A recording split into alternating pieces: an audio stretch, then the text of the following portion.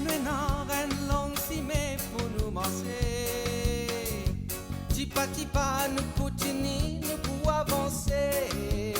Traverse montagne, persécution, marécage, douleur et souffrance. Petit pas, nous pouvons avancer, nous faire confiance. Même si nous fardeau bien lourd, nous n'avons pas besoin d'un bijou.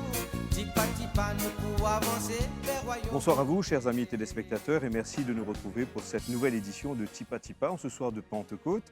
Bonne fête de la Pentecôte à vous. J'ai l'immense plaisir d'accueillir sur le plateau de Tipa Tipa le Père Alexis Vier, qu'on ne présente plus. Père Alexis, bonsoir. Bonsoir, Merci d'avoir accepté notre invitation. c'est une joie en cette belle fête d'être avec vous. Merci, bonne fête de Pentecôte à vous Bonne également. fête à vous tous. Alors, Père Alexis Vier, il s'agit de quoi Cette fête de Pentecôte nous dit quoi aujourd'hui? Cette fête de Pentecôte est un moment important dans le début de l'Église, mais comme nous le verrons, c'est une fête qui est importante pour nous encore aujourd'hui, puisque c'est le moment où la promesse de l'Esprit Saint qui avait été faite par notre Seigneur Jésus, cette promesse va s'accomplir et l'Esprit Saint, qui est une personne divine à part entière, va être donné en abondance sur les apôtres réunis au Cénacle avec Marie et remplis de l'Esprit Saint, ils vont pouvoir ainsi commencer à vivre pleinement cette mission de l'Église qui est de porter la bonne nouvelle jusqu'aux extrémités de la terre. Alors, on a souvent tendance, à dire que la Pentecôte, c'est la fête de la naissance de l'Église.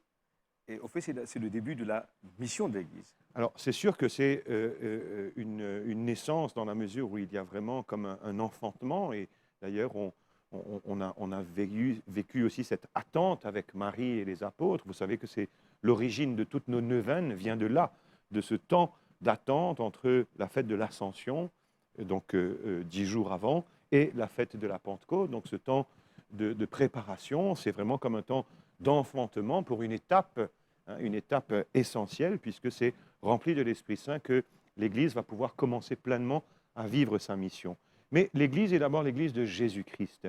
L'Église est animée par l'Esprit Saint, donc l'Esprit Saint est l'âme de l'Église, mais cette Église commence à partir du moment où Jésus vient habiter parmi nous. Donc on peut dire que le début de l'Église, c'est lorsque Marie dit oui à l'Annonciation et qu'en elle, le Verbe se fait chair, puisque notre Seigneur est là, c'est vraiment Dieu qui est avec nous, et c'est lui qui est la tête de cette Église. On peut dire aussi, et il est important de revenir là-dessus, que lorsque nous sommes à la croix, et lorsque nous sommes avec Marie, elle est là encore, au pied de la croix, donc nous assistons à ce moment essentiel qui va être comme vraiment là aussi une source jaillissante qui est en fait cette vie de la grâce. Toutes les grâces que Dieu nous donne, elles nous sont données par le Christ qui est l'auteur de la grâce, mais le moment où le robinet, si je puis dire, où vraiment la source de la grâce s'ouvre, c'est lorsque le Seigneur meurt sur la croix et lorsqu'il va donc ressusciter.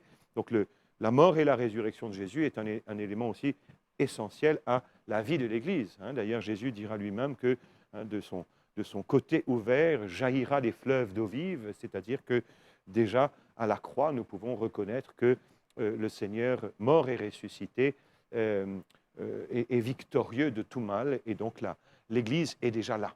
Au cœur de la Trinité, il y a le Père, le Fils et l'Esprit Saint, mais on a aussi tendance à mettre l'Esprit Saint de côté et à le faire revenir autour de la fête de la Pentecôte et autour de la fête de la confirmation des enfants.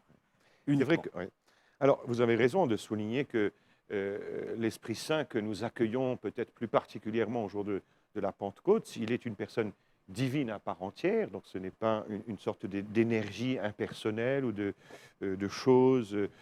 C'est vraiment une personne divine qui est déjà présente depuis les commencements, puisque Dieu existe avant toute éternité, Dieu est de toute éternité, pardon, Dieu est avant que toute chose existe, mais on va dire que l'Esprit Saint va se révéler pleinement et va être communiqué pleinement au jour de la Pentecôte. Donc il est déjà là, mais c'est vraiment la révélation, le don de l'Esprit Saint se fait en plénitude au jour de la Pentecôte. Après la mort de Jésus, les apôtres avaient peur certainement, et Marie était avec les apôtres réunis au Cénacle 8 jours après la résurrection du Christ, et voilà que l'Esprit Saint arrive Et c'est ça qui est le déclencheur, le déclic pour qu'ils puissent sortir de ce cénacle et aller dans le monde.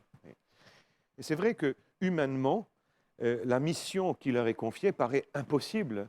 Ce sont 12 qui ont été choisis autour du lac de Galilée. Ce ne sont pas des intellectuels, ce ne sont pas des gens qui sont prédisposés à devenir vraiment les personnes qui seront à la tête de cette Église naissante, qui aura un rayonnement incroyable.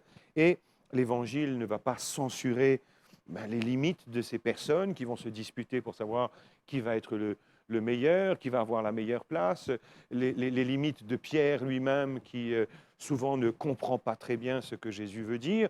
Donc l'Évangile n'a pas censuré que ce sont des personnes qui sont fragiles, qui ont des limites humainement, mais précisément, ils vont être là dans l'attente de l'Esprit Saint, parce que sans l'Esprit Saint, la mission que Jésus leur confiait est impossible. Avec leurs seules forces humaines, cela ne pourra pas fonctionner. Et c'est seul l'Esprit Saint qui est la force d'en haut et qui vient se déployer dans leur fragilité, dans leurs limites humaines, dans leurs faiblesses, pour leur donner de pouvoir devenir des témoins. Et on le voit dès le jour de la Pentecôte. Ce récit nous montre comment Pierre, debout, lui qui, il n'est pas de la ville, on est à Jérusalem, on est dans un contexte où ce sont des gens de la ville, et lui, il vient de la campagne, il vient du bord de la mer de Galilée, mais debout, il va commencer, animé par cette force de l'Esprit Saint, à prêcher, et on nous raconte que plusieurs milliers de personnes vont être transpercées, vont avoir le cœur touché par cette prédication de Pierre, puisqu'il va parler animé par l'Esprit Saint, qui est vraiment celui qui va passer à travers lui pour qu'il puisse annoncer cette bonne nouvelle. Ce souffle dont on parle, est-ce que c'est le même au début, dans le livre de la Genèse, quand on dit que Dieu souffla sur l'univers? Tout à fait. Alors, comme je le disais, l'Esprit Saint est déjà présent dans l'Ancien Testament. On parle souvent de l'Esprit Saint, de l'Esprit de Dieu, qui effectivement agit et dès le début de la création, mais c'est vraiment à la Pentecôte qu'il va être donné en plénitude. Il est présent évidemment dans la vie de Jésus, où on voit souvent comment l'Esprit Saint agit à travers Jésus. Mais donc, on le voit, mais sans le connaître pleinement.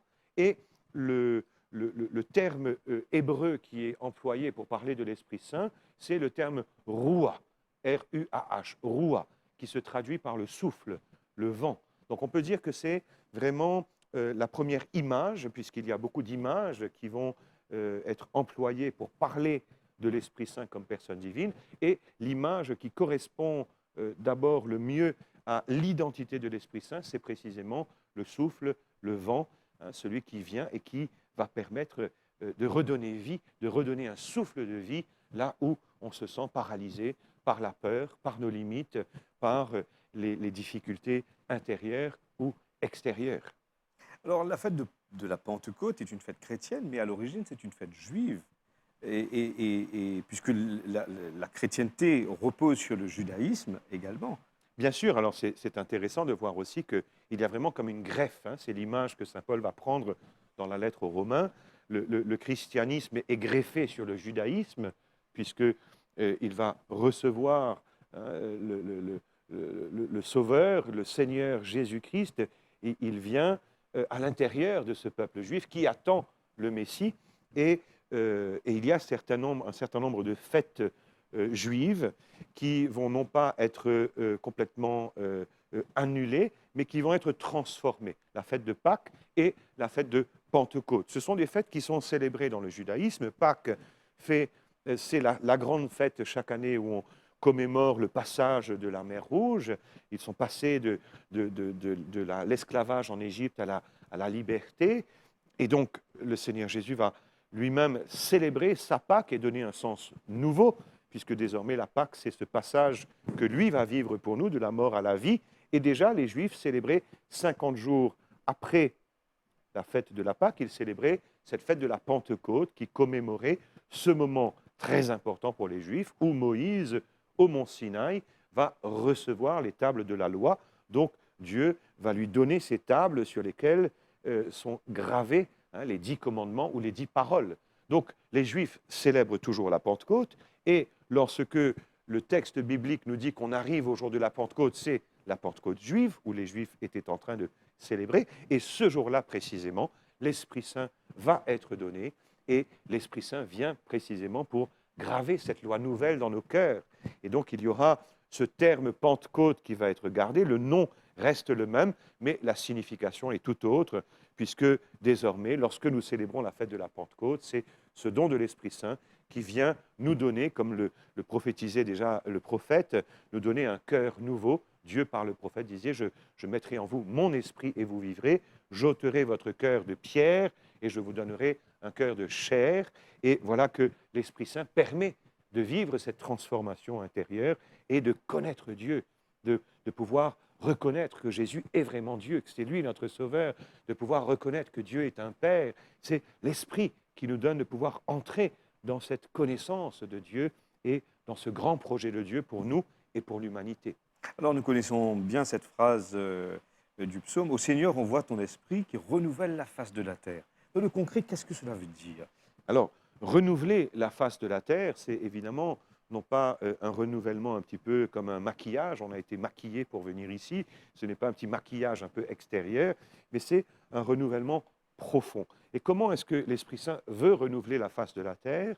C'est pour que les cœurs de chaque être humain, puisque nous avons sur cette face de la terre le chef-d'œuvre de Dieu qui est non pas tel espace géographique ou tel autre, mais le chef-d'œuvre de Dieu, c'est chaque personne humaine et l'ensemble de l'humanité. Son chef-d'œuvre, c'est la personne humaine qui a une grande dignité. Alors quand on demande à l'Esprit Saint de renouveler la face de la terre, c'est de renouveler chaque personne humaine dans d'abord sa relation avec Dieu, que cette personne puisse quitter ce qui est contraire à la vie de Dieu, quitter le mal, quitter le mensonge, quitter le péché qui nous éloigne de Dieu, pour revenir à Dieu de tout son cœur et l'aimer lui par-dessus tout, et pour être renouvelé dans nos relations humaines, puisque Dieu nous a créés pour que nous puissions apprendre à aimer Dieu d'abord et aimer notre prochain comme le Christ nous l'a enseigné. Donc, lorsqu'il s'agit d'un renouvellement de la face de la terre, c'est d'abord un renouvellement profond, intérieur et non pas un peu superficiel, dans le cœur de chaque être humain, d'abord dans sa relation avec Dieu, mais aussi dans les relations les uns envers les autres. Au cours de la messe chrismale, l'évêque bénit les huiles saintes, en particulier le Saint-Crème, et il souffle également sur ces huiles.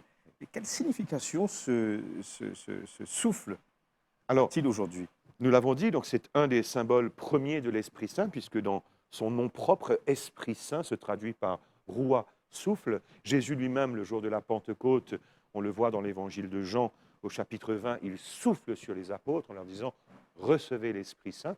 Et donc, c'est une manière d'accompagner en fait cette bénédiction, puisque ce qui compte, ce n'est pas le souffle de l'évêque, mais c'est la bénédiction qu'il va faire sur ces huiles, et il va souffler comme pour nous rappeler ce geste de Jésus qui a soufflé sur les apôtres au jour de la résurrection, parce que ces huiles qui ont été consacrées par l'évêque le jour de la messe chrismale vont être utilisées pour les sacrements de l'Église, et à travers ces sacrements, c'est l'Esprit Saint qui va descendre, en particulier à travers le Saint-Crème, ce Saint-Crème qui va être utilisé pour le baptême et pour la confirmation. Donc c'est vraiment, parmi les huiles saintes, l'huile qui va nous rappeler le plus le don de Dieu, c'est-à-dire ce don de l'Esprit Saint qui vient comme l'huile qui pénètre, qui guérit, qui adoucit.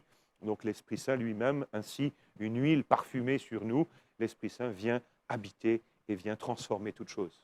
Alors le pape François a instauré depuis quelques années déjà une nouvelle fête dans le calendrier liturgique, le lundi de Pentecôte, qui est connu maintenant comme Sainte Marie, Mère de l'Église. Alors nous avons Sainte Marie, Mère de Dieu le 1er janvier, où l'Église commence l'année civile avec cette belle fête de Sainte Marie, Mère de Dieu.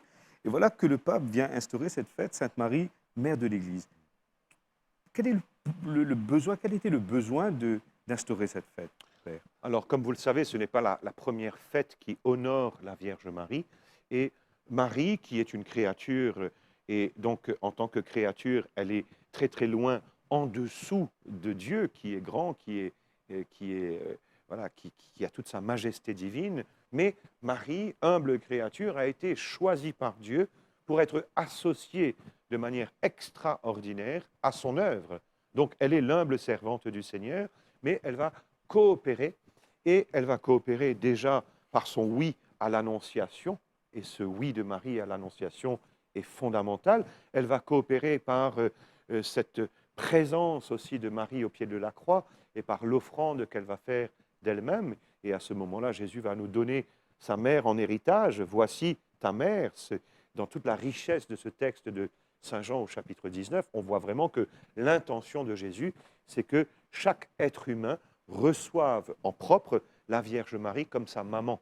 La mère de Jésus devient, au pied de la croix, la mère de chacun d'entre nous.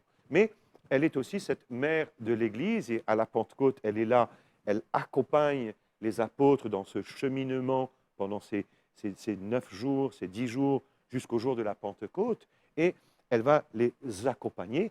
Et de fait, il y a dans l'identité de Marie, il y a une identité qui est profondément maternelle, la maternité envers Jésus, la maternité envers tous les êtres humains pour lesquels Jésus est mort sur la croix, et cette maternité envers l'Église, puisque l'Église est le corps du Christ.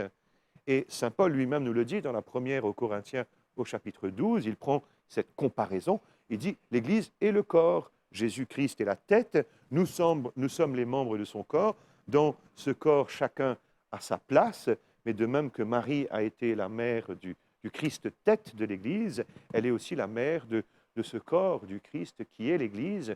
Et dans ce sens, elle va vraiment accompagner l'Église aussi par sa maternité, par sa prière, par sa présence, et elle devient pour l'Église une source d'inspiration, parce que l'Église a comme vocation première d'être mère.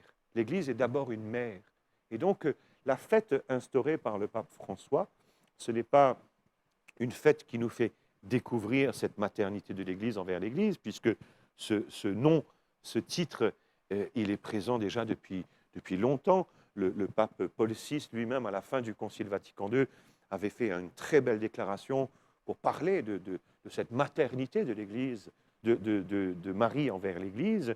Mais le pape François a estimé qu'il était nécessaire que l'ensemble des fidèles, quel que soit leur état de vie, puissent approfondir cette réalité dans le lien qui unit Marie à l'Église, et que chacun puisse non seulement approfondir ce lien, mais le célébrer, l'honorer par une célébration liturgique, parce que notre vocation en tant qu'Église, c'est aussi d'exercer une maternité. L'Église comme mère, comment est-ce qu'elle va exercer cette maternité? Elle va donner la vie à travers les sacrements qu'elle célèbre. Dans le baptême, c'est une nouvelle naissance. À travers l'onction des malades, il y a vraiment comme voilà, un soin des plus fragiles. À travers l'Eucharistie qui est célébrée, les enfants de l'Église vont être nourris. Hein, et l'Église, en tant que mère aussi, elle éduque, elle va accompagner dans la découverte de la vérité à propos de ce que Dieu nous a révélé de lui-même, de notre vocation. Donc l'Église a cette identité de mère, et elle va pouvoir découvrir davantage en Marie, celle qui est parfaitement mère et qui soutient l'Église dans sa vocation aussi à être mère de tous les hommes. Au Cénacle, à Jérusalem, elle reçoit l'Esprit Saint en même temps que les apôtres, mais à l'Annonciation, 33 ans avant, elle reçoit aussi l'Esprit Saint, puisque l'ange Gabriel, à l'Annonciation, lui dit « L'Esprit Saint viendra sur toi et tu concevras un fils ». En réalité, je permets de dire qu'il y a un lien entre Marie et l'Esprit Saint qui est extrêmement profond et qu'on retrouve dans aucune autre créature. Et ce lien, il existe d'une certaine manière dès la conception de la Vierge Marie. Quand nous célébrons le 8 décembre la conception immaculée de Marie, c'est parce qu'elle est venue au monde, contrairement à vous et moi et à tous les êtres humains. Nous venons au monde avec une blessure qui est une blessure intérieure, qui est la conséquence du péché des origines, du péché originel. Marie a été préservée de cette conséquence qui blesse l'humanité, et par là même, il n'y a aucun obstacle en elle à l'action de l'Esprit Saint, si bien que quand l'ange va s'adresser à Marie au jour de l'Annonciation, l'ange ne va pas lui dire « Je te salue Marie ». Regardez dans le texte au chapitre 1er de Saint Luc, l'ange lui dit « Je te salue comblée de grâce ». Il va utiliser un mot qu'on ne retrouve nulle part ailleurs dans toute la Bible. C'est un mot donc dans le grec d'origine, c'est un mot qui signifie qu'elle est comblée de grâce déjà depuis qu'elle existe, qu'elle le sera toujours, et que le fait qu'elle soit comblée de grâce, c'est d'une certaine manière parce qu'elle est déjà remplie de l'Esprit Saint. L'Esprit va venir en elle pour produire ce miracle incroyable, c'est que sans l'intervention d'un homme, elle va concevoir et elle va porter en elle la vie, ce Jésus, Fils de Dieu, qui est en elle par l'action de l'Esprit Saint. Mais Marie est déjà remplie de l'Esprit Saint avant l'Annonciation, et elle le sera toujours. Et d'une certaine manière, on peut dire qu'elle n'a pas besoin, comme les apôtres, d'attendre le don de l'Esprit Saint. Elle est déjà remplie de l'Esprit Saint, mais elle va aider les apôtres à eux-mêmes ouvrir leur cœur par la prière, puisque le texte nous dit qu'ils étaient vraiment en prière au Cénacle, et on peut vraiment se représenter Marie comme celle qui va présider à cette prière, puisque déjà remplie de l'Esprit Saint, et elle-même la mère de chacun d'eux, la mère de l'Église naissante, elle va les aider à persévérer dans cette prière et dans cette confiance que l'Esprit Saint va faire toutes choses nouvelles. Donc, on pourrait parler longuement de ce lien qui unit étroitement Marie et l'Esprit Saint. Certes, l'Esprit Saint est une personne divine et Marie n'est qu'une créature, mais il y a une union entre les deux qui est remarquable. Alors, Père, nous avons reçu le Saint-Esprit le jour de notre baptême, à notre confirmation. Aujourd'hui, dans le concret, en 2022, comment est-ce qu'on peut recevoir l'Esprit Saint à nouveau? L'Esprit Saint, nous sommes invités à l'accueillir chaque jour de notre vie, et pas seulement le jour de la Pentecôte. Le jour de la Pentecôte sera l'occasion pour nous de revivre, après 50 jours de temps après Pâques, nous sommes au rythme que nous découvrons dans la Bible, puisque c'était aussi 50 jours après Pâques. Donc, nous avons célébré la résurrection du Christ pendant 50 jours, et nous célébrons le jour de la Pentecôte avec plus de solennité, ce jour où l'Esprit Saint a été donné. Mais c'est chaque jour de notre vie que l'Esprit Saint veut habiter en nos cœurs et nous conduire en toutes choses. Et l'Esprit Saint, il y a plusieurs noms qui sont employés pour parler de lui, plusieurs symboles. Nous voyons au jour de la Pentecôte qu'il est comme ce feu, et donc il dit celui qui vient purifier nos cœurs, qui vient embraser nos cœurs. Là où il veut nous conduire, on n'aurait pas le temps de parler de tous ces symboles et de tous ces noms, mais là où il veut nous conduire particulièrement, c'est sur notre chemin de sanctification. Parce qu'à partir du moment où nous avons reçu l'Esprit Saint au jour de notre baptême, nous avons reçu la sainteté de Dieu et la vocation à vivre pleinement de la sainteté de Dieu.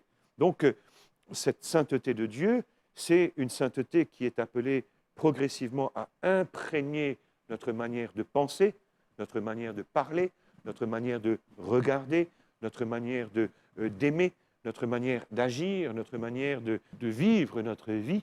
Et donc, l'Esprit nous conduit chaque jour, mais à condition de le désirer, de l'appeler, de vraiment nous ouvrir à son action.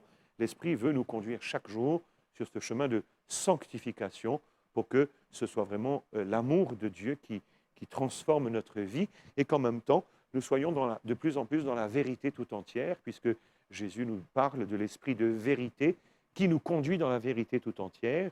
Et par l'Esprit Saint, on pourrait dire qu'on est conduit dans une purification, dans un cheminement de perfection, dans l'amour et la vérité.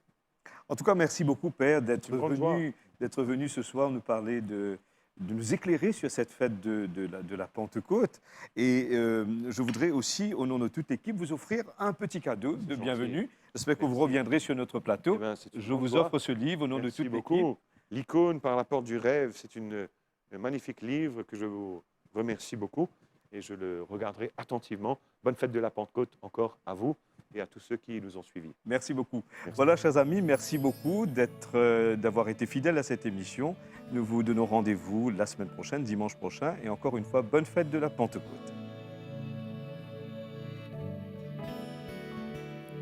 Saint-Esprit, consolable, mon âme lit ton la soie, tout présent, sa mémoire est confort, tout la paix, tout la soie, les remplis nos l'équipe. Saint-Esprit, n'a peine à l'autre qui toi.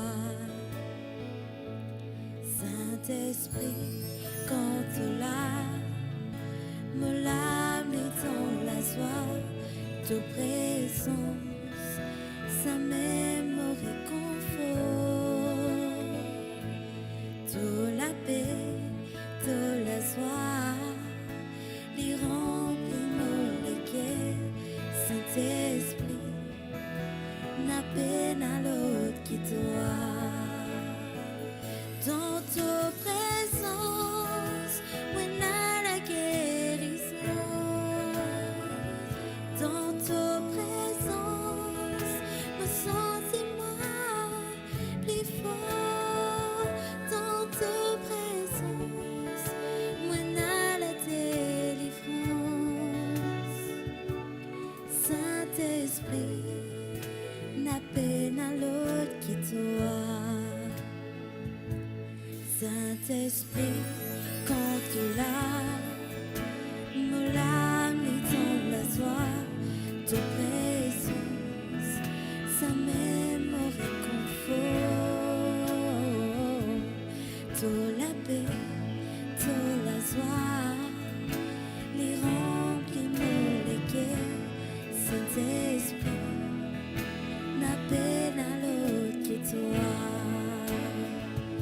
Dans ta présence, when I la guérison. Dans ta présence, me sens-moi plus fort. Dans ta présence, when I la délivrance. Saint-Esprit, n'a peine à l'autre.